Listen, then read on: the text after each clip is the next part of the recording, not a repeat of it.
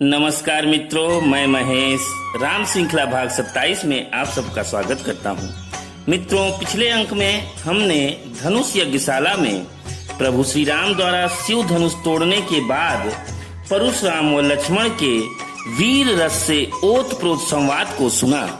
कथा में आगे मुनि विश्वामित्र की सलाह से महाराज जनक अपने दूत द्वारा अयोध्या नरेश दशरथ के पास प्रभु श्री राम व माता सीता के विवाह हेतु बारात सहित आने के लिए आमंत्रण भेजते हैं।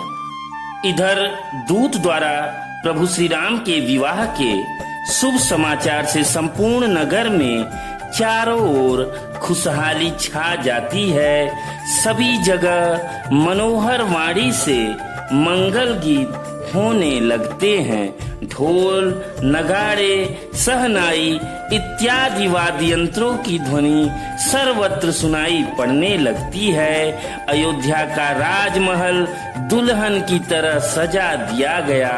फिर गुरु वशिष्ठ की आज्ञा से प्रभु श्री राम की अद्भुत बारात जनकपुर के लिए प्रस्थान कर देती है, जिसमें एक से एक बढ़कर रंग बिरंगे अनगिनत घोड़े, सुंदर सजीले हाथी, आंखों को मोह लेने वाले रथ, हजारों सुंदर पालकियां बारात की शोभा बढ़ा रही हैं। बारात की शोभा देखकर देवता हर्षित हो फूल बरसा रहे हैं। इस तरह से सुंदर साजबाज और गाजे बाजे के साथ बारात जनकपुर पहुंच जाती है। अगवानी में आए हुए जनक जी, अन्य ब्राह्मण, मंत्री गण, विद्वान और भाटों ने बारात सहित दशरथ जी का आदर सत्कार किया और सभी सुख सुविधाओं से युक्त जनवासे में ठहराया। पिता दशरथ जी के आने का समाचार सुनकर दोनों भाइयों का हृदय आनंद से भर गया। मुनि विश्वामित्र दोनों भाइयों को दशरथ जी के पास लेकर आते हैं। दशरथ जी मुनि विश्वामित्र को दंडवत प्रणाम करते हैं। मुनि उन्हें हृदय से लगाकर कुशल क्षेम पूछते हैं। फिर दोनों भाई पिता को दंडवत प्रणाम करते हैं। दशरथ जी दोनों भाइयों को हृदय से लगा लेते हैं और ऐसे प्रसन्न होते हैं मानो मृतक शरीर को प्राण मिल गए हों। गुरु वशिष्ठ को दंडवत प्रणाम करने पर वे भी दोनों भाइयों को हृदय से लगा लेते हैं। तत्पश्चात चारों भाई आपस में यथोचित प्रेम और आदर से मिलते हैं। उचित अवसर पर प्रभु श्री राम सुंदर घोड़े पर सवार होकर बारात सहित विवाह मंडप की ओर प्रस्थान करते हैं। दोनों ओर से राज समाज में अत्यंत हर्ष है और बड़े जोर से नगाड़े बज रहे हैं। रानी सुहागिन स्त्रियों को बुलाकर परछन के लिए मंगल द्रव्य सजाने लगी। श्री रामचंद्र जी का वर वेश देखकर सीता जी की माता सुनैना जी के हृदय में अपार हर्ष हुआ। मंगल अवसर जानकर नेत्रों के जल को रोके हुए रानी प्रसन्न मन से परछन कर रही हैं। पंच शब्द, तंत्री, ताल, झांझ, नगारा और तुरही, इन 5 प्रकार के बाजों के शब्द पंच ध्वनि, वेद ध्वनि, वंदी ध्वनि, जय ध्वनि, शंख ध्वनि और हुलु ध्वनि और मंगल गान हो रहे हैं। वैदिक और लौकिक सभी रीतियों से जनक जी और दशरथ जी बड़े प्रेम से मिले। तुलसीदास जी कहते हैं, पूजे भूपति सकल बराती, समधि समसा दर सब भांति, आसन उचित दिए सब काहू, कहूँ काह मुख एक उछाहू। राजा जनक जी ने सब बारातियों का समधी दशरथ जी के समान ही सब प्रकार से आदर पूर्वक पूजन किया और सब किसी को उचित आसन दिए। मैं एक मुख से उस उत्साह का क्या वर्णन करूं।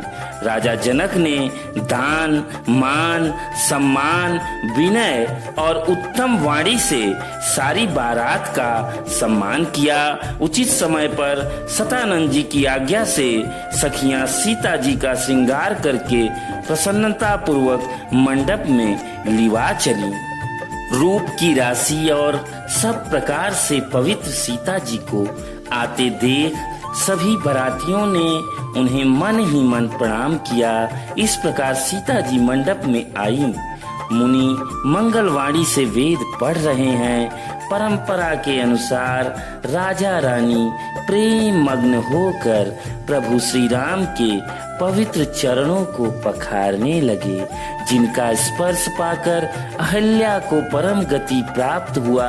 जिन चरणों में योगी मुनि देवताओं का मन सदैव लगा रहता है, उन्हीं चरणों को बड़भागी जनक जी धो रहे हैं। यह देखकर सब जय जयकार कर रहे हैं। महाराज जनक जी ने लोक और वेद की रीति से कन्यादान किया। प्रभु श्री राम व माता जानकी की अद्भुत जोड़ी को देखकर वहां उपस्थित सभी जन परम सुख को पा रहे हैं। तब वशिष्ठ जी की आज्ञा पाकर जनक जी ने विवाह का सामान सजाकर मांडवी जी, श्रुतकीर्ति जी और उर्मिला जी, इन 3 राजकुमारियों को बुला लिया।